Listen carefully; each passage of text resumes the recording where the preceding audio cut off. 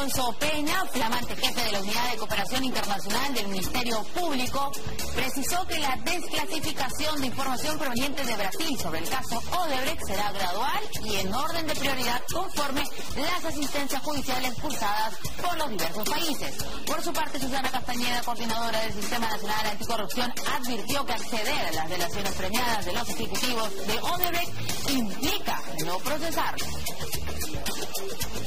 A partir del lunes comenzarán a recolectar las firmas en el Congreso para presentar una moción de interpelación al ministro de Transportes y Comunicaciones, Bruno Yufra, por la prórroga por 3 meses de la suspensión de la adenda para construcción del aeropuerto de Chinchero, anunció el congresista de Acción Popular, Johnny Lescano.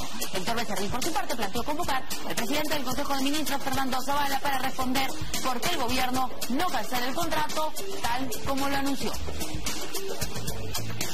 El Contralor compró 44 vehículos con una inversión de $600.000 según información proporcionada por el diario El Comercio, que reveló que Edgar Alarcón inició esta actividad entre los años 94 y 97 cuando compró 2 vehículos en Arequipa.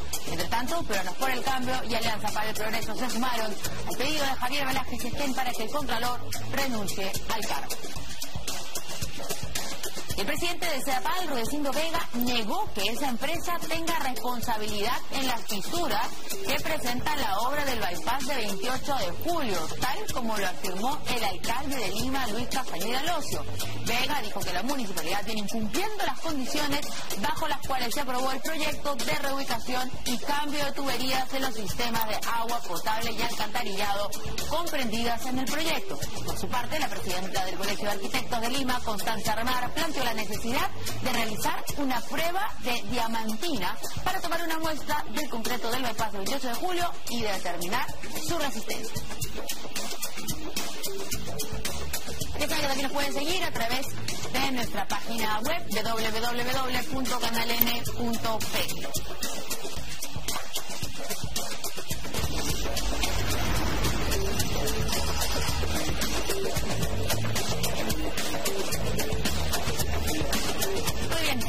Muy buenas noches. Hoy nos acompañan 2 invitados. Hoy está nuestro compañero Mario Buelín, ha salido de vacaciones por un tiempito. Así que les agradecemos a María Cecilia Villegas, especialista en políticas públicas, y al doctor Carlos Chipoco, analista también, para que estén con nosotros hoy día, acompañándonos, analizando un poco las noticias del día. ¿Cómo están? Buenas noches. Buenas noches. Hola, Verónica. Bueno, lo primero es que ya estamos 1 de junio. Entonces estamos esperando que venga el huracán, el tsunami, ¿no es cierto? Porque se supone que ya se va a empezar a desclasificar toda la información proveniente de Brasil. Las autoridades peruanas han tratado de poner un poquito paño frío. Así que un ratito, vamos con calma, vamos a conocer un montón de cosas, pero las vamos a conocer nosotros, es decir, el Ministerio Público. Pero por supuesto siempre todos estamos expectantes a que cualquier información se pueda filtrar. Vamos a escuchar qué es lo que ha dicho la señora Susana Castañeda, que es la coordinadora del Sistema Nacional Anticorrupción, y luego conversamos aquí con nuestros invitados. A solicitar a los países donde las empresas brasileñas, en específico la empresa Odebrecht, también ha incurrido en este tipo de delitos, de que exista un compromiso de parte de las autoridades peruanas, en este caso el Ministerio Público, de no formalizar denuncia contra los delatores en materia penal y contra la propia empresa en materia civil. Entonces, ya no habría una revelación de documentos a nivel público, como se había dicho, a partir del 1 de junio, sino que esto estaría sujeto a ese compromiso al que arriben los ministerios públicos de diversos países con la Procuraduría General de la República de Brasil. Y eso lo tiene que resolver. Bueno, acá el doctor Chipoco, si nos permite, María Cecilia, nos dice que no es muy claro esto de que no se debe procesar a estos ejecutivos que son los que han dado un testimonio en Brasil y que recién vamos a conocer aquí en el Perú. Lo que yo he observado es que hay varias opiniones al respecto, o posiciones, ¿no? Una primera es que en Brasil han pedido, el fiscal de Brasil, que es el procurador de Brasil, procurador federal, ha pedido que no se den a conocer los nombres todavía para proteger sus propias investigaciones. Imagino también para manejar el tema de la colaboración, ¿no es cierto? Porque si los nombres se dan a conocer, se pueden abrir procesos penales en diversos países contra los propios colaboradores y finalmente van a tener una persecución internacional. Podrían tenerla, ¿no? No se controlan los sistemas judiciales de cada país. Pero eso es una opinión. La otra que teníamos hasta ayer, anteayer, es que hoy día se iban a conocer los nombres. Por supuesto que no ha ocurrido. Y no va a ocurrir. Es lo que voy viendo, ¿no? Y una tercera es que los nombres se van a dar en marcos de colaboración entre la Fiscalía de Brasil y la Fiscalía de cada uno de los países. Son como 12 países de América del Sur implicados en el tema, ¿no? Entonces hay como 3 opciones, no se sabe bien. ¿Cuál es el tema de fondo acá? Yo creo, fíjate que el tema de fondo es que la Fiscalía no está dando la información clara. Para luchar contra la corrupción, alguna vez lo he dicho acá antes, se necesita transparencia, porque la falta de transparencia genera corrupción. Entonces, para luchar contra la corrupción hay que hacerlo con transparencia. Entonces, la Fiscalía es la primera que ha debido salir a decir y aclarar, porque señores, por si acaso, hoy día no van a dar los nombres, por si acaso el procedimiento va a ser de esta manera, por si acaso, no quiero decir que ellos revelen su estrategia, pues sería absurdo, ¿no es cierto? Pero lo que veo es que no hay una lógica de informarle al país. Esto es muy grave para el país. Hay un presidente acusado, hay ¿cómo se llama? Presidentes regionales, hay muchas personas involucradas. O sea, debería haber una conferencia de prensa. Debería haber por lo menos... Ha salido, digamos, el fiscal encargado a decir que no se van a conocer los nombres, que es información que va a manejar el Ministerio Público. Pero esa es esa es una versión. La otra versión es la que dan acerca de que en Brasil se van a detener la información hasta no llegar a acuerdos con cada uno de los países. Entonces no se sabe. Esto tiene que quedar claro. Tiene que salir el fiscal de la Nación o un comunicado del fiscal de la Nación y decir: señores ciudadanos peruanos, vamos a hacer de esta manera. Porque si no se crean falsas expectativas. Hoy día el país entero ha estado esperando que se den los nombres de los corrompidos por Odebrecht. Y no salió ningún nombre. Entonces hay pues una sensación de frustración, ¿no? Yo coincido con lo que sostiene Carlos, ¿no? Ahora, no coincido con que el país entero esté esperando los nombres, porque creo que buena parte del país no se ha enterado de lo que es Odebrecht ni de lo que está sucediendo. Todavía no, y probablemente hay una parte del país que no se entera de lo que sucede en Lima, ¿no? Pero más allá de eso, sí es cierto que hay una crisis institucional seria y me parece que el gobierno no la está manejando como tal. No hemos tomado conciencia del nivel de la crisis institucional que estamos enfrentando. Esto no es algo que va a acabar mañana cuando se hagan públicos los nombres. Creo que recién está empezando. Y lo que los ciudadanos necesitan es confiar en el Estado, confiar en el Poder Judicial, confiar en el gobierno, confiar en el Ministerio Público y en el Congreso, que vamos a llegar a la verdad, que el Perú no puede seguir tolerando la corrupción como la ha venido tolerando. O sea, nos van a venir la debacle, digo yo. O sea, cuando empezamos a saber los nombres, claro, felizmente que vamos a saberlos y que van a ser procesados, pero también vamos a estar desencantados más de lo que ya estamos, de las instituciones, del Estado en general. O sea, ya ahora, como dices, tenemos una crisis seria, ¿no es cierto? Pero cuando ya lo veamos esto en papeles y que viene de otro país, va a ser desastroso. Creo que va a ser desastroso porque además, si tú te acuerdas, Verónica, en el año 2000, con la caída del régimen fujimorista, sufrimos una crisis moral, política, institucional, muy parecida. Sí. Llegó un grupo de notables que nos dijo que era la reserva moral, que venía a librarnos del mal, a limpiar el país y a entregarnos el país que merecíamos. Y resulta que ahora, 17 años después, esa reserva moral es la que está involucrada. No toda, pero gran parte. Bueno, por lo menos el presidente, ¿no es cierto? Por lo menos el presidente de ese momento, ¿no? Pero lo cierto es que no cumplieron. No limpiaron el país, no nos entregaron, no construyeron instituciones, no nos entregaron un mejor país. El presidente que lideró esta gesta está involucrado. Está prófugo. Está prófugo, además, absolutamente caradura, porque participa en exposiciones en Naciones Unidas. Cuando está prófugo de la justicia, se pasea por Estados Unidos sin ningún problema, ¿no? Y no viene a rendirle cuentas al Perú. Entonces, ¿qué es lo que el ciudadano ciudadano de a pie espera? ¿Qué es lo que el ciudadano está viendo? Que sus políticos que les ofrecieron un mejor país no le han cumplido, que hoy en día no tenemos suficiente información, no hay transparencia. ¿Quién está manejando el caso Odebrecht? ¿Es la Fiscalía? ¿Es el gobierno? ¿Cuánta información hay? ¿Por qué Toledo no viene? De alguna manera, el presidente de la República hoy día fue el primer ministro del presidente Toledo, y el primer ministro hoy fue el ministro de Economía. Entonces, sí hay una desconfianza seria, y el gobierno debería salir y enfrentarla, el Ministerio Público debería salir y enfrentarla y recuperar la confianza de los ciudadanos, porque uno de los grandes problemas que tenemos es que no existe confianza de los ciudadanos en el Estado ni de los ciudadanos en otros ciudadanos, y cuando no hay confianza, eso debilita la gobernabilidad. Bueno, y en ese sentido, entonces la transparencia debe ser algo fundamental. Es indispensable. Mira, efectivamente en el 2001 hubo una crisis política, pero eso se concentró en el fujimorismo. O sea, la crisis del Estado, del gobierno, fue del fujimorismo. Y habían toda una suerte de sustitutos que luego al cabo ya de 15 años, 14 años, lo que hemos visto es que ahora hay una crisis de toda la política. O sea, ahora no solamente del fujimorismo como fue en el 2001, sino es de todos. Entonces, no significa que todos estén corruptos ni involucrados en corrupción. Eso yo creo que no es así, ¿no?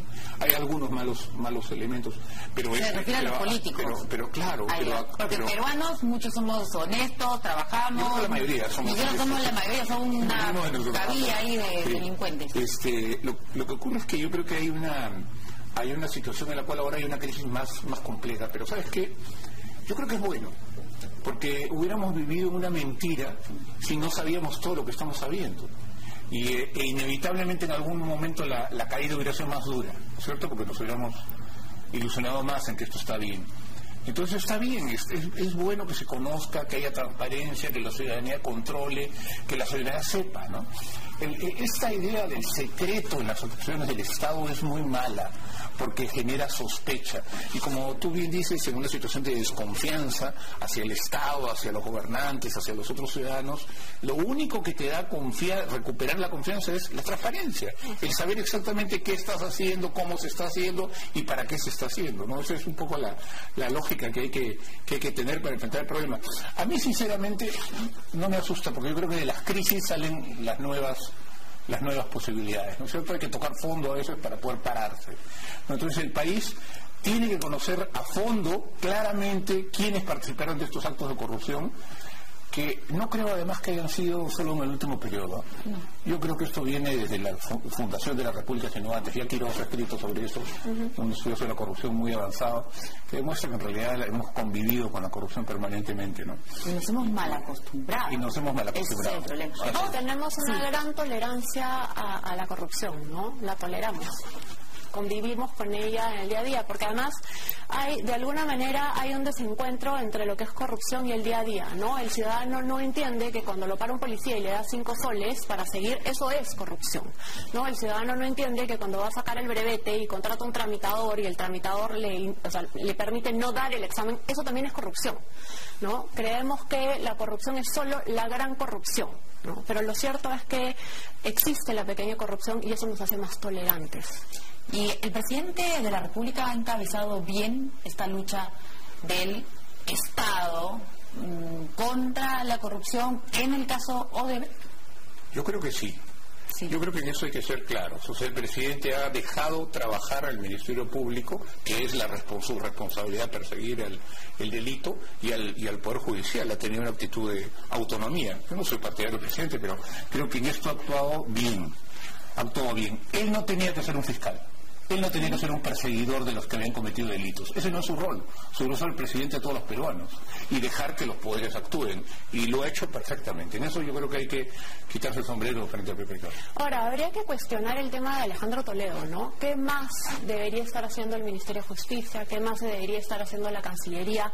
¿Por qué Toledo pasea libremente por Estados Unidos y dicta conferencias cuando es un requerido por la justicia peruana, ¿no? Ahí, ¿por qué no él el Estado peruano, porque el gobierno peruano no ha contratado a un abogado en Estados Unidos para lograr la extradición de Toledo o lograr que nos manden a Toledo. ¿Qué es lo que está sucediendo? ¿No? Sí, bueno, la ministra lo que ha dicho sobre eso es que a contratar a un abogado en este momento, cuando todavía los papeles allá no son del todo claros para ellos, sería una pérdida de dinero, una botadera de dinero, sería un gasto absurdo. Pero los papeles no son todavía claros ¿para quién? Para el Departamento de Estado americano. Claro. Exacto. Entonces, precisamente por eso es que hay que hacer que los documentos sean perfectamente claros para lograr la extradición. Entonces, ¿quién mejor que alguien que conoce el sistema americano para realizar el trámite? En promedio, vivimos en Estados Unidos, sé que lo sabemos el tema, en promedio una extradición dura de peruanos en Estados Unidos 4 años. ¿No es cierto? Y hay un antecedente muy variado de expresidentes de América Latina que no son extraditados por política de Estado de los Estados Unidos. Entonces este es un caso muy delicado porque es un expresidente, el pedido tenía que ser excelente, ¿no? Y para eso efectivamente un fiscal peruano no tiene idea de cómo es el sistema americano. El sistema americano no se basa en leyes sino en jurisprudencia. Sí. Entonces el pedido, yo en vez de ver algunas hojas del pedido, no tiene ningún antecedente, ningún precedente, como dicen los americanos. Entonces sin precedente no va a operar bien. Claro, ellos dicen, no, el trabajo final lo va a hacer el Ministerio Público, la Fiscalía, ¿no? La oficina, el General Attorney en Estados Unidos. Pero no es cierto, o sea, ellos harán su trabajo, por supuesto que lo van a hacer bien porque son muy serios, pero hay que eventualmente ver la posibilidad de que se contrate un abogado para que ayude en esto. Nuevamente, ¿por qué? Por transparencia.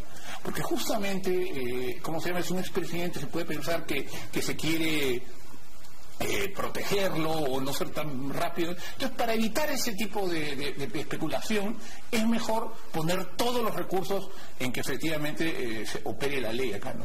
Vamos a escuchar qué es lo que ha dicho el presidente Pablo Kuczynski sobre el 1 de junio y estas delaciones que han llegado ya o que están llegando al Ministerio Público. Mire, yo creo que es un proceso de justicia que se está dando y que va a tomar tiempo, pero que es fundamental en la lucha contra la corrupción, que lamentablemente está en toda América Latina. Esta información va a ser clasificada, solamente la recibirá la Fiscalía. Sin embargo, el Congreso también está interesado en conocer detalles de estas elecciones de Brasil, pero ellos no tendrán acceso. Mire, yo creo que al final habrá acceso, pero obviamente debe haber un debido proceso a través de la Fiscalía y el Poder Judicial. Bueno, lo que se va a conocer es, en buen cristiano, las confesiones de 78 ejecutivos de Odebrecht que se acogieron a la colaboración eficaz y que desde el año pasado están que cantan de lo lindo, ¿no es cierto? Pero nosotros no tenemos acceso. Entonces, eso es lo que está llegando. Y según el diario El Comercio, dice sus fuentes, la mayoría de pedidos los ha realizado el fiscal para los casos de lavado de activos, el doctor Germán Juárez Atoche. Él es, no porque no es que de pronto llega la información del Ministerio Público y ya, pues, ¿qué hacemos con todo esto? Sino que hay, obviamente, aquí un fiscal encargado, que es el señor Alonso Peña, pero hay un fiscal que ha solicitado, básicamente, algunas delaciones para casos de lavados de activos. Y dice que ha pedido entre 4 a 5 solicitudes de cooperación, todas referidas a las declaraciones y piezas procesales vinculadas a la investigación que se le sigue a Ollantumala, Nadine Heredia por lavado de activos. Otros de los requerimientos han sido planteados por la fiscal para casos de lavado de activos Manuela Villar, quien investiga el caso del presidente Alejandro Toledo, su esposa y los otros implicados en el caso Ecoteva. A ver, creo que esto es más grande, ¿no? Eso va a ser un cachito, creo, ¿no? Porque esos son los temas que conocemos. Claro. Odebrecht es gigante. Además no es solo Odebrecht, ¿no? En todas las consultoras brasileñas. Y no solo las brasileras, ¿no? Porque hay varias consultoras peruanas que han ido en consorcio también con las empresas, con Odebrecht y el resto de brasileras, ¿no? Entonces creo que recién estamos comenzando a rascar la mugrecita y creo que esto va a ser un proceso largo, complicado, y coincido con lo que ha dicho Carlos, ¿no? La transparencia es absolutamente necesaria porque necesitamos recuperar la confianza de la población y necesitamos tener la garantía de que este proceso va a ser un proceso limpio, va a ser un proceso transparente, va a ser un proceso en el que finalmente lleguemos a la verdad, toquemos fondo para finalmente reconstruir el país, ¿no? Porque vamos a tener que pasar por un proceso de reconstrucción, vamos a tener que finalmente encontrar una visión de país, construir una visión de país, que es algo que no tenemos. También hablaba el señor Cornejo sobre esto. Hay que recordar que el señor Cornejo, que tiene aspiraciones políticas para la alcaldía de Lima, que casi la hace, ¿no es cierto?, cuando estaba en el APRA, ahora fuera del APRA, peleadísimo con el señor Alan García, pero cuando fue ministro de Transportes y Comunicaciones, hubo ahí aparentemente algún dinero de coima, y funcionarios de su gestión están en la cárcel. Viceministro, incluso uno de ellos, ¿no es cierto? Y en un primer momento dijeron que iban a colaborar, y de pronto yo, cuando vieron a ver cuáles son los papeles, mejor ya no voy a colaborar. A ver, ¿qué es lo que ha dicho el señor Cornejo sobre estas delaciones que están llegando ya a nuestro país? Yo sí estoy verdaderamente interesado en que salga ya. ¿Por qué? Porque mientras no sale, queda la especulación. ¿Quién vendrá? ¿Qué será? ¿Qué... Ahora, pero ahí no muere, o sea, obviamente hay muchas cosas. No, esto es el inicio. Te voy a explicar por qué.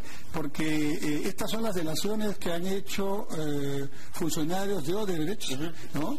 Pero la información de toda la corrupción está en Suiza. Tranquilidad. Que salga de una vez. ¿Lo fortalecerá, cree usted, para su campaña municipal? Bueno, a mí me fortalecerá conforme avance el tiempo y se vayan dando todas las noticias y las delaciones y las no delaciones, y quede claro que hubo gente que efectivamente cometió corrupción y entró en este tema de coimas y otros delitos, y hubo gente, y yo me incluyo ahí, que hicimos todo lo posible por hacer obras de la mejor manera, y terminamos con gente que estaba cerca de nosotros y que estaba haciendo una actividad paralela y delictiva. Bueno, el expresidente García ha dicho más o menos lo mismo, ¿no es cierto? O sea, que él está totalmente al margen de la corrupción, que digan lo que digan, las fotografías, ¿no? Hoy día el diario Correo aclaró que si ellos decían que la reunión fue en tal sitio fue porque previamente le habían preguntado al presidente García a través de correos electrónicos si él recordaba esa reunión con la fotografía, y él dio una información errónea que luego él al día siguiente dijo error del diario Correo, ¿no? Pero dice que fotos son fotos y que nadie ha dicho que le entregó dinero, como sí se ha dicho en el caso del señor Villantumala y el señor Alejandro Toledo. Pero políticamente, ¿cómo quedan, digamos, estos personajes? Por supuesto. No delación, no hay información sobre ellos. Mira, yo creo que hay dos formas de pecar, por omisión o por acción. Algunos han pecado por acción porque han estado metidos en corrupción. Otros porque no han sido lo suficientemente vigilantes para evitar que esto ocurra. Mira, yo creo que, por ejemplo, si no se hubiera conocido el tema de Odebrecht en Brasil, nunca nos hubiéramos enterado acá. Nunca nos hubiéramos enterado acá. Jamás. Nunca. Entonces, acá ni en Estados Unidos, ¿ah? Porque fue de ahí, de Estados Unidos, que empezó todo lo de el tema del metro y también lo de... Claro, Estados Unidos, porque Odebrecht es una declaración en Estados Unidos, pero si la cosa no reventaba en Brasil, jamás nos hubiéramos enterado en el Perú. Entonces acá en el Perú han fallado el Ministerio Público. Durante 20 años no encontró nunca nada, y estaba en sus narices la corrupción, y la Contraloría. Y la Contraloría, que probablemente lo vamos a discutir más adelante, pero también falló la Contraloría, que no encontró nada. Entonces acá estamos confiando, también hay un tema que es revelador, ¿no?, de la poca institucionalidad, como tú decías. Todos estamos confiando en Brasil, en lo que van a decir los brasileros. ¿Y qué pasa si hay recortes, si no se dice, si se dice? ¿Y qué resultados está dando el Ministerio Público? ¿Qué resultados está dando la Fiscalía? Por eso digo que tiene que haber transparencia. Si no sabíamos lo de Brasil, probablemente jamás nos hubiéramos enterado que acá había corrupción, en los niveles que nos hemos enterado, ¿no es cierto? Y entonces, eso obliga a tener una política transparente y a que las instituciones funcionen. Que nos muestren qué están investigando ahora, por lo menos, no digo su estrategia nuevamente, pero nos digan qué están haciendo. Porque el país está...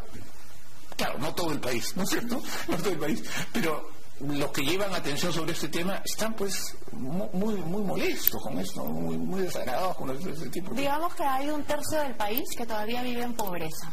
ese tercio del país no está interesado en saber qué es lo que ha pasado con Odebrecht, porque está interesado en lograr los 5 soles que les cuesta alimentarse al día. Ese tercio del país es el más afectado por la corrupción del Estado peruano, ¿no es cierto? Entonces, la corrupción es escandalosa, la corrupción es terrible, la corrupción nos afecta a todos, pero afecta en mayor medida a los más pobres del Perú.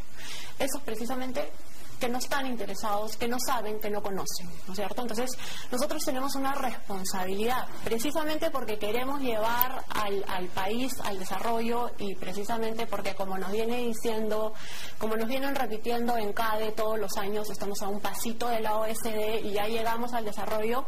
Bueno, los niveles de corrupción nos muestran que no llegamos al desarrollo nada y que con la institucionalidad que tenemos no vamos a llegar al desarrollo y que efectivamente, si no es porque Brasil comienza las investigaciones y si no es porque Estados Unidos sigue con las investigaciones y hay un tránsito de dineros a través de Estados Unidos, no nos enteraríamos de qué es lo que está sucediendo.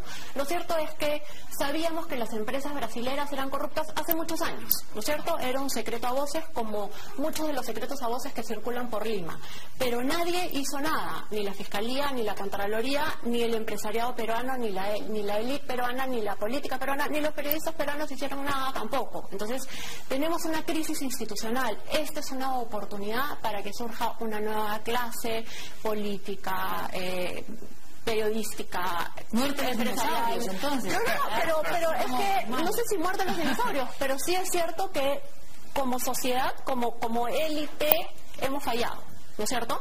No le hemos dado a la sociedad lo que la sociedad esperaba de nosotros. Entonces hay una crisis, porque además, claramente Odebrecht se infiltró, o la corrupción de Odebrecht se infiltró en la clase empresarial, en el periodismo también, porque lo hemos visto, ¿no es cierto?, en la política peruana. Entonces, esta es una oportunidad para cambiar eso. Y además, en el tema de las constructoras, el tema de las constructoras es un caso, pero tenemos el crimen organizado infiltrado en todos los estamentos del Estado, porque tenemos la minería ilegal, tenemos el narcotráfico, el narcoterrorismo, lo tenemos por todos lados. Entonces, es, como bien decía González Prada, donde tocas, salta la pus. Eso es lo que estamos viviendo hoy. Entonces, tenemos la oportunidad de resolverlo y de comenzar de nuevo y de realmente tener una visión de país y tener un país que es el que todos los peruanos queremos tener. Los peruanos no somos corruptos por naturaleza, los peruanos no nos sentamos a esperar que nos den que nos hagan transferencias de dinero y no queremos. Los peruanos somos emprendedores, somos honestos, queremos luchar, queremos salir adelante y queremos un país desarrollado, queremos un país del cual nos sintamos orgullosos. Entonces, hay una obligación de la clase política, de la clase empresarial, del mismo periodismo, de lograr llegar a ese país que todos queremos. Vamos a hacer una pausa y en ese contexto, ¿qué pasa con Chinchero? ¿Queda claro el contrato, la adenda, no la adenda? Ha salido un ministro. Ahora quiere interpelar al señor Yufra, que es simplemente ministro de Transportes y Comunicaciones. Volvemos con eso.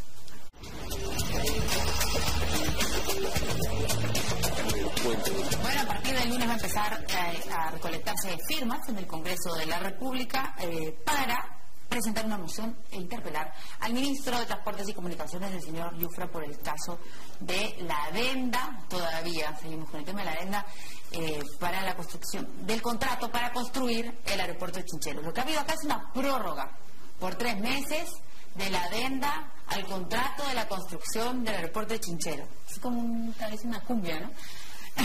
Y estamos todos un poco que no entendemos, ¿no? Porque se supone que el ministro, o sea, el ministro Vizcarra renunció por este tema, porque no había consenso. O sea, parecía que el gobierno tenía que dar un paso atrás sobre el contrato y la adenda, y por eso él se retiraba, porque él creía en la adenda. Ahora ya no sabemos qué es lo que va a suceder. Vamos a ver qué dijo el presidente, pero bueno, Kuczynski, y luego vamos a ver qué dicen acá nuestros invitados. No, yo creo que eso está siendo revisado en este momento y tendremos una respuesta en los próximos días. Nada más. Pero mira el presidente, ¿no? ¿Qué cosa está siendo revisado? ¿Ya no había sido dejado sin efecto? No, pues. pero ya había sido dejado sin efecto. Eso es lo que nos dijeron, ¿no? Entonces, es un presidente que está metiendo en problemas a sus ministros, porque primero se firma la adenda, luego nos dice el ministro de Transportes en su momento, vamos a firmarle una adenda a la adenda, eso todavía está abierto, podemos negociarlo, ¿no? Luego vamos a ir adelante, no, vamos a ver qué dice la Contraloría, no, la Contraloría dice que no, entonces no vamos, y ahora la adenda está siendo evaluada. Hay un problema, no sé si es de comunicación o de qué desde el gobierno, porque o yo dejo sin efecto el contrato o no lo dejo sin efecto, ¿no es cierto? Y ahí es otra vez el tema de transparencia, otra vez el tema de comunicación. Los ciudadanos están esperando. Hay un problema en Cusco. En Cusco la gente quiere sacar adelante el problema de Chinchero. Hay un grupo que quiere sacarlo adelante con Conturhuasi, tal como está. Hay otro grupo que no lo quiere sacar con Conturhuasi. Pero lo cierto es que esto nos puede generar un conflicto social grande. Entonces, el gobierno no decide qué es lo que va a hacer y eso no da una buena impresión y no le da seguridad a la población tampoco. Yo creo que en el tema de Chinchero es muy complicado. José Luis Wash, que es un especialista del Banco Mundial, un especialista del Global en APPs, nos explicaba en los distintos artículos que ha publicado en el Diario del Comercio que a nivel global solo el 3% de APPs firmadas se dejan sin efecto, el gobierno las deja sin efecto, y usualmente es por el impacto político y la crisis política que este tipo de contratos puede generar, ¿no? Entonces, que el presidente da un paso adelante y otro paso atrás, entonces, ¿qué impresión nos está dando, no? Entonces ahora tiene que salir el ministro Yufra a aclarar, se está evaluando la adenda, no se había dejado sin efecto, ¿a dónde vamos? No. Yo creo que el gobierno ha improvisado muchísimo, ¿no? Para empezar, no tenían un plan B si efectivamente la Contraloría les decía que no pasaba la adenda. No tenían una alternativa. Entonces eso es un error, es una falla de gobierno, porque un gobierno tiene que ponerse en los diversos escenarios que pueden surgir. Y uno de los escenarios era que la Contraloría les dijera, no pasa. Y creo que el informe de la Contraloría está bien. No me parece que esté mal, está bien. El Contralor es otra cosa, pero el informe me parece que está bien. Pone puntos sobre las IES. Pero no tenía un plan B. Y luego, entonces, ¿qué cosa hemos tenido? Sucesión de posturas distintas. O sea, Vizcarra nos dice hemos anulado el contrato y la adenda. Lo viene ahora, y el nuevo ministro es una buena persona, que es un tipo honesto, inteligente, nos dice, no, hay que postergar, lo hemos postergado por 3 meses. Lo único que han hecho es postergar el problema. Y ya lo postergó a Vizcarra el problema cuando surgieron las inundaciones del norte, ¿no es cierto? Se le postergó durante ese periodo. Pero el monstruo regresa y cuando regresa ha crecido 3 meses. No se ha vuelto más chiquito. Entonces, dentro de 3 meses el monstruo va a ser más grande. La gente en Cusco va a estar más molesta y en general la gente va a estar más dudosa sobre lo que va a hacer sobre esto.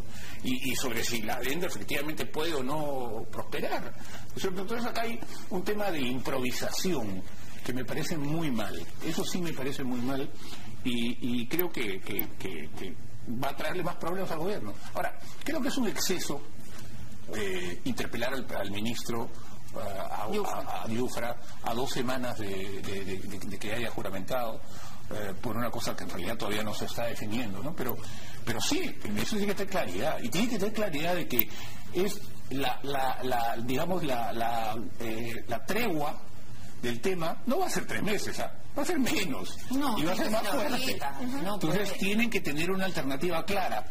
¿Va Chinchero? ¿No va? ¿Con quién va? ¿Cómo se hace? ¿Es una obra pública? ¿Es una APP? Efectivamente, las APP son una de las alternativas para la posibilidad de la inversión privada, ¿no es cierto? Y para la posibilidad del crecimiento de la infraestructura del país. Es decir, son importantísimas. Entonces tampoco se puede enviar una señal equivocada de que nosotros estamos en contra de que el Perú no es un buen país para APP porque nadie más va a invertir. ¿Quién hace la investigación de factibilidad y todo lo demás para que después le digan por una movilización política que no va a la obra? Pero ¿cuál es la novedad? Que en ese país por una movilización política no va una obra. ¿Cuál es la novedad? No solo hace décadas. No solo una obra, ¿no? Sino una inversión privada. Y en este caso, una de las cosas que más nos debería preocupar es que la apuesta del gobierno por Chinchero fue precisamente para buscar reactivar la economía. Y lo cierto es que no han sacado adelante Chinchero, no han sacado adelante la pista 2 del aeropuerto, no están sacando adelante ninguna inversión minera nueva. Importante. Y no están, y lo que están dejándonos es la sensación de que no hay gobierno, ¿no es cierto? No están sacando adelante las APPs, nos están generando problemas en cuanto a la inversión y no vamos a lograr reactivar la economía. Entonces, sumado a todos los problemas que tenemos, con lo que se viene Odebrecht, vamos a tener una economía ralentizada aún más. Y no hay nada más complicado que la población lo sienta en el bolsillo, ¿no es cierto? Cuando la economía sufre es cuando más conflictos sociales y mayor... Todos estamos molestos. Todos estamos molestos, descontentos, fastidiados. Y eso te perjudica la gobernabilidad, porque pierdes aún más confianza en el Estado, ¿no? Y lo cierto es que uno de los problemas de Chinchero fue que el postor era Conturguasi. Y Conturguasi no es una de las grandes empresas que hacen APPs en el mundo. Entonces, ¿qué es lo que está sucediendo con el Perú? El Perú no está mandando las señales adecuadas a los agentes económicos para que vengan los grandes inversionistas a invertir al Perú. Entonces vienen empresas como Conturguasi que luego hacen ofertas temerarias, pero además hacen ofertas temerarias que saben que no van a poder cumplir y luego por su misma historia crediticia internacional no logran un cierre financiero viable porque traen unas tasas de interés que son absolutamente inaceptables, ¿no es cierto? Entonces el Perú se está equivocando, estamos mandando las señales inadecuadas al sector privado, no estamos logrando traer inversión privada, no se está reactivando la inversión privada, no estamos reactivando la economía. Entonces, y luego tenemos un gobierno que da un paso para adelante y otro paso para atrás. Entonces, ¿qué es lo que está esperando el gobierno? ¿Qué es lo que está buscando el gobierno? No se sabe. Lo cierto es que en el Congreso ya hay voces de querer interpelar al señor Yufra y que el señor Zavala vaya por lo menos a responder qué está pasando, qué es lo que quieren. Yo no entiendo cómo es que el ministro de Transporte, el actual ministro de Transportes, aceptó ese cargo. O sea, porque yo imagino que llegó, el Consejo de Ministros, bueno, tenemos acá un problemón. ¿Alguien tiene que ir a solución? Yo. Ya, tú vas a ser el ministro, porque si no, no se entiende por qué aceptó o por qué lo han propuesto a él. Y desde el viernes, que sabemos que se reunieron con el Contralor, ¿no es cierto? Esa reunión extraña, entre bromas, de que jajaja, jijiji, yo te doy, tú dame, ¿cómo es? ¿No? Hasta el domingo, que salió un cuarto poder el ministro Vizcarra, por favor, son 3 días. ¿Se les parece? 3 días en las que se tienen que, te encierras y dices, tenemos que salir de acá con un resultado, porque este es un problemón. El Contralor va a decir esto, ¿qué vamos a hacer? Y hasta ahorita ha pasado va a llegar una semana y no saben. La política es una ciencia básicamente de prevenir, o sea, de pensar en lo que va a ocurrir. Y eso es lo que el gobierno no está haciendo. No, eso nadie piensa. Eso nadie, por lo menos el gobierno ahí no lo está haciendo. Digo yo, ahí en el gabinete. Por lo menos en el gabinete no lo están haciendo.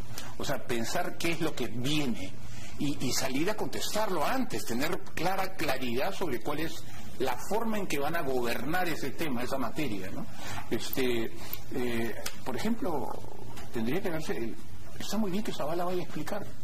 Yo creo que está bueno, o sea, está bien, no que vaya y conteste preguntas y aclare. Tipo articulado Zavala que las va a responder bien, ¿no? Va a hacer un buen papel. Pero no debe tener temor a eso. No hay que tenerle temor a responder, a explicar, a decirle al país cómo se están manejando las cosas. Porque esa es la clave del gobierno, o sea, el generar una situación de confianza, de entendimiento con la población para poder gobernar bien y hacer sentir a la gente que se está yendo por la vía correcta, ¿no? En ese tema, efectivamente, ha habido varias variables, ¿no? Y yo creo que, repito, la tregua no va a dar ni siquiera 3 meses, pero si dura 3 meses el monstruo va a ser más grande. Sí. No, y va a ser más difícil enfrentarlo. Entonces, ¿y ustedes creen, aquí nos dijo algunos de tus invitados, ya te olvidé el nombre, Mario es el que siempre me hace acordar todo, que tiene una memoria de elefante impresionante, pero nos dijeron acá que ya había una Zavala de salida, que esta conferencia de prensa donde habló de obstruccionismo, al fujimorismo, donde dijo que como si ellos hubieran promovido la interpelación del ministro Vizcarra, ¿no? Cuando no había sido el fujimorismo, que era obstrucción, que era otra cosa fiscalizar, que ya lo habían de salida. ¿Ustedes también lo ven? Que el 28 de julio dice, hasta acá nomás, esto es demasiado. Es un gabinete bastante cansado, es un gabinete donde no hay políticos y ese ha sido un error del presidente, ¿no? Si el presidente no tiene muñeca política, tenía que rodearse de políticos. Además, fue un error tener a Martín Vizcarra como ministro de Transportes. Yo veo un gabinete muy cansado, yo veo un gabinete, el enfrentamiento de Zavala con el fujimorismo no tiene sentido. El fujimorismo tiene el control del legislativo, nos guste o no nos guste, ¿no es cierto? Entonces, ¿para qué los enfrentas? Te van a ganar en número, te van a ganar en muñeca política, porque el fujimorismo sí tiene políticos, ¿cierto? Entonces, ¿para qué buscar el enfrentamiento? Finalmente, la interpelación es un mecanismo democrático, que no solo es el derecho del Congreso, sino que además es su obligación.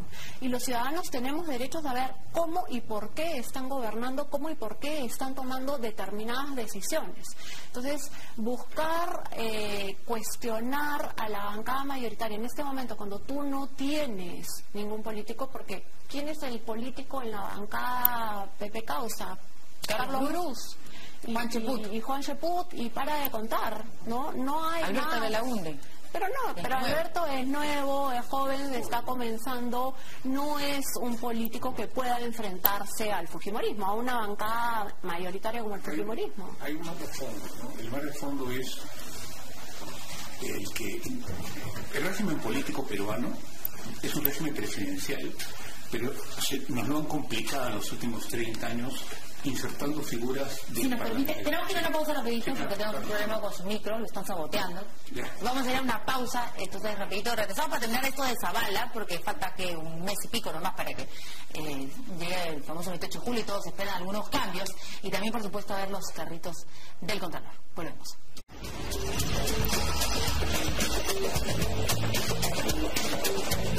Bueno, seguimos. ¿Viene a arreglar el micro?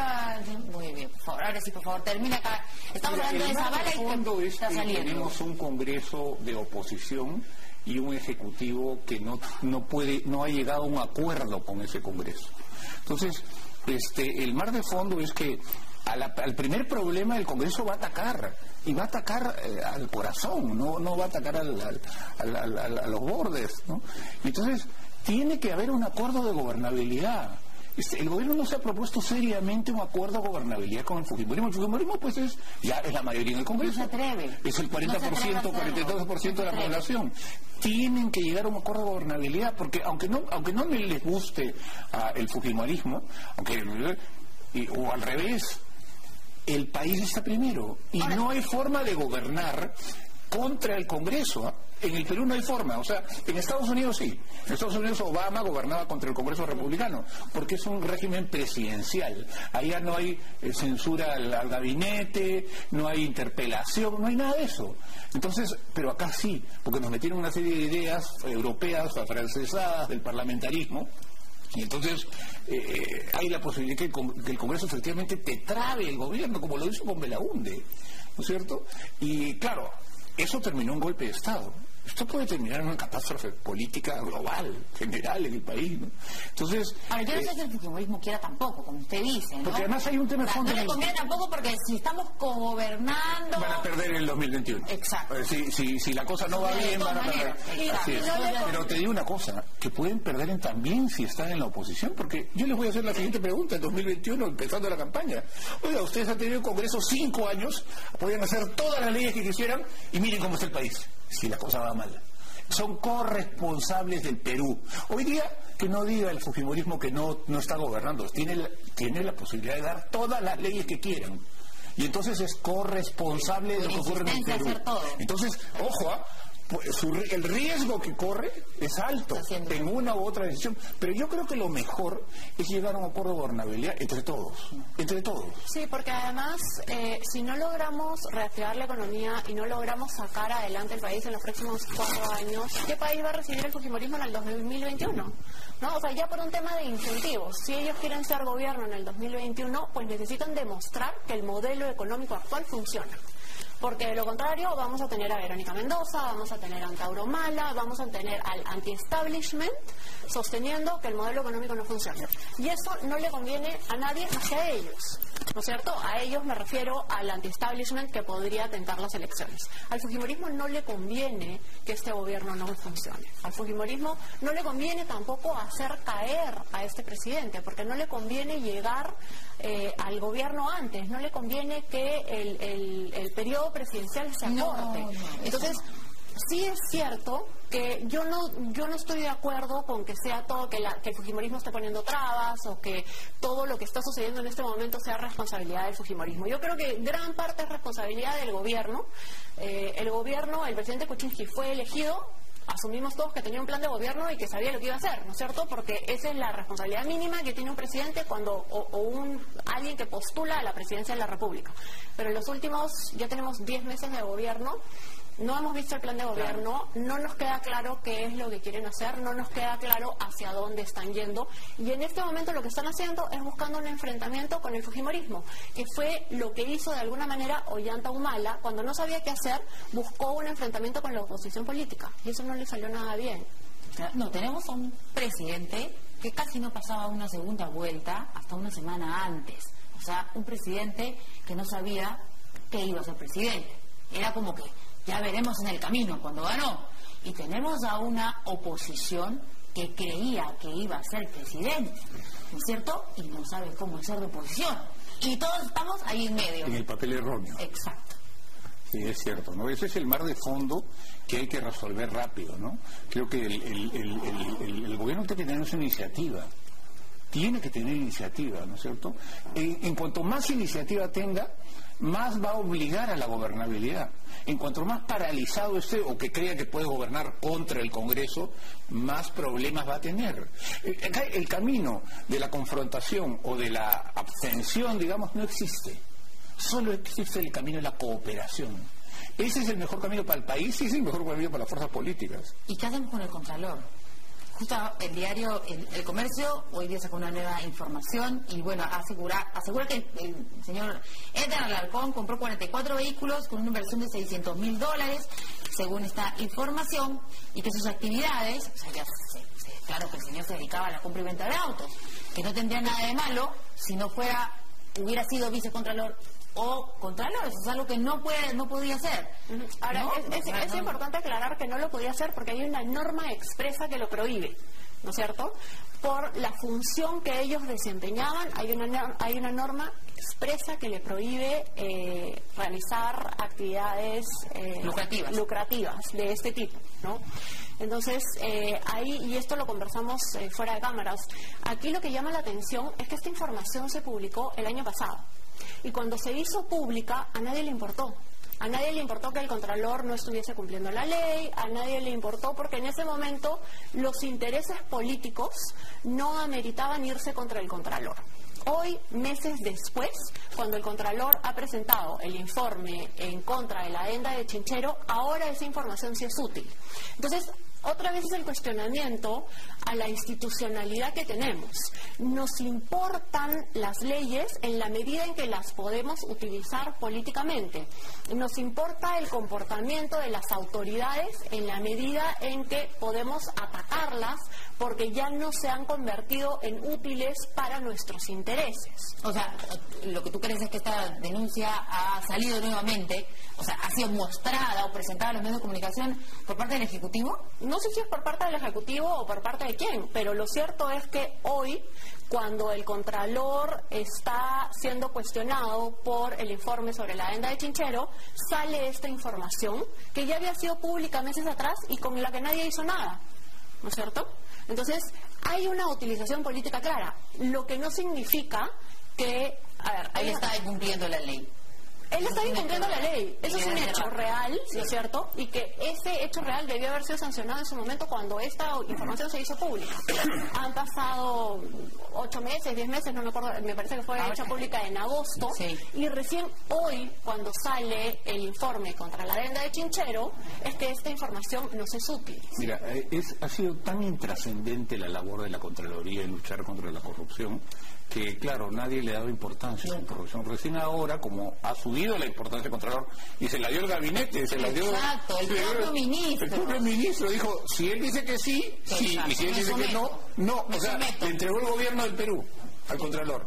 Cuando nunca ha sido así. Que ha sido absolutamente insignificante el rol de la Contraloría del país. Pues, o sea, eso es claro, ¿no es cierto? Entonces, ese es el tema. Y por supuesto que no puedo hacer negocios lucrativos. ¿Por qué? Porque ¿qué pasa si yo hago un negocio y gano? ¿Qué pasa si el otro me hizo ganar porque quiso? Porque en realidad era una persona que tenía algo que ver en algún proceso de la Contraloría. O era alguien que le vendía a la Contraloría, porque ese es el caso grave. El caso grave es que le ha comprado a una empresa, a una persona que fue asesor del señor que fue asesor, así es, de la Contraloría. Entonces, y que teóricamente ganó un concurso, ¿no? Ganó una nominación, ganó dinero. Entonces, eso es muy complicado. Por eso es que se prohíbe que tenga negocios lucrativos. Y esa norma la ha violado el Contralor. Tendrá que explicarlo por qué la violó. Además, tiene que irse, porque ya nadie le va a creer nada. O sea, cualquier cosa que diga, cualquier expediente que haga, cualquier información, investigación, nadie le va a creer. O sea, ya la reputación de este Contralor fue. Vamos a ver algunos cuadros que presentó el diario El Comercio para ver, Arequipa, porque dice que ahí empezó, en 1994 hasta el 2008. En Arequipa compró 3 carros y ahí tienen la diferencia de $1,700, que en verdad no es nada, ¿no es cierto? Una bicoca. A ver, ¿tenemos otro cuadrito? En Lima, del 2002 al 2016, compró 41 carros y ahí ha ganado $22,000. Pero estamos hablando, miren, de cuántos años. ¿Pero ganó o perdió? Me parece que es perdió, ¿ah? O sea, compra 629 y vende a 606. O sea, claro. Lo que, a ver, esta norma, la diferencia a favor. Esta norma lo que busca es evitar el conflicto de interés, ¿no es cierto?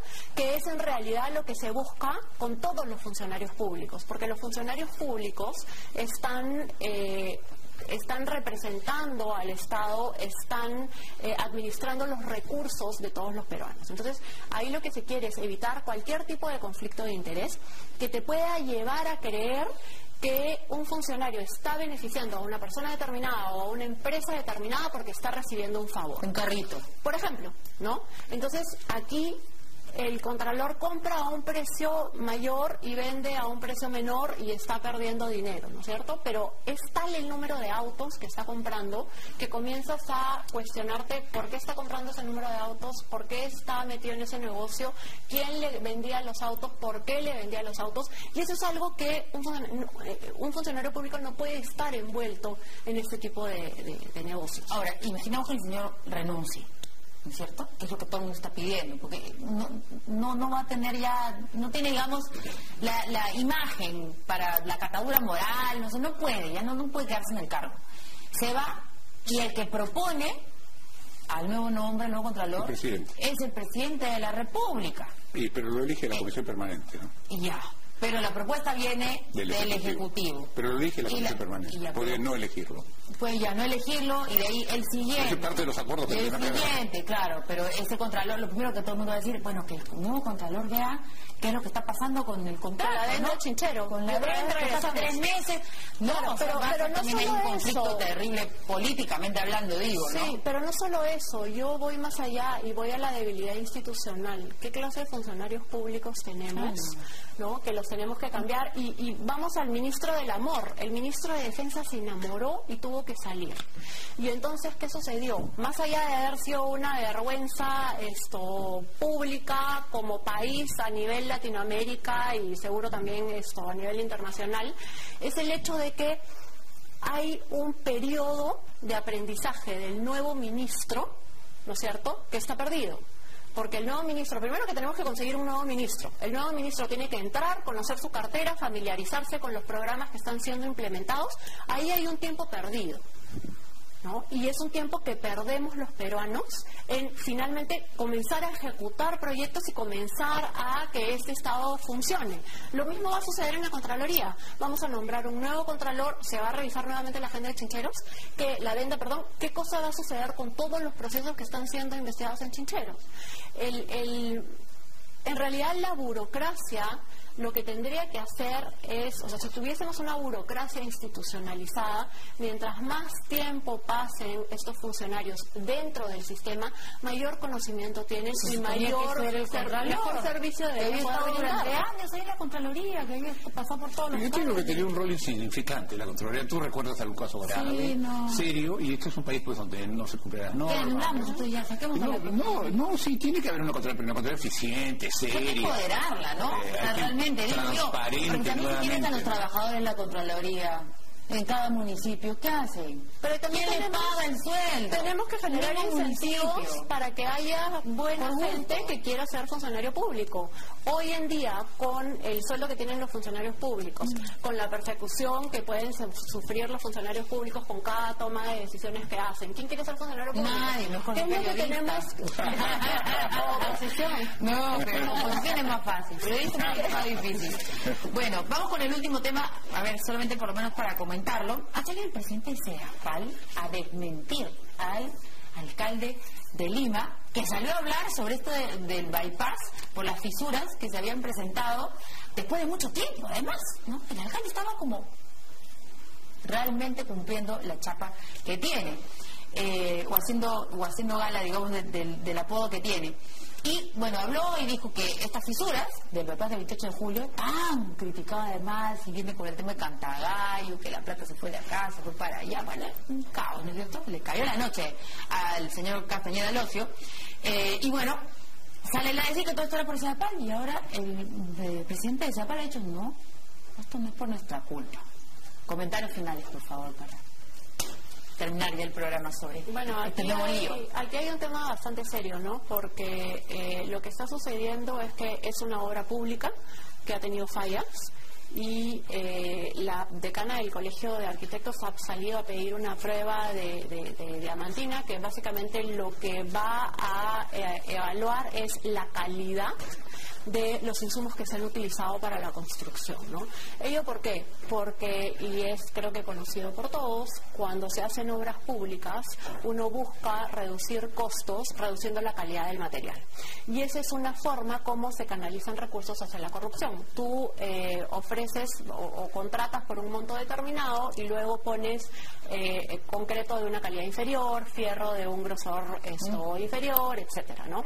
Entonces, aquí lo que se está buscando es evaluar si es que efectivamente se ha cumplido con el expediente técnico para la construcción de la obra, que además es responsabilidad de la empresa que hizo la obra, pero es responsabilidad de la Municipalidad de Lima también, porque la Municipalidad de Lima no solo contrata, sino que además tiene que supervisar la obra, ¿no? Entonces, esto es una muestra más del tipo de la calidad de obra pública que tenemos. Palabras, doctor, por favor. Sí, yo creo que bien que ha hablado Castañeda, porque no estaba diciendo nada, por lo menos ha dicho y le ha echado la culpa a Sedapal, por lo menos, y Sedapal ha contestado. Aclaremos, pues. Aclaremos efectivamente, hay agua filtrada que ha generado esto, pero esto se tiene que aclarar, esto no puede quedar así en el aire, ¿no es cierto? Si Castañeda dice que es Sedapal, pues que haga una inspección, que haya periodistas, que haya cámaras y que vean cómo entró el agua. Pero que no esté la Contraloría. ¿No es cierto?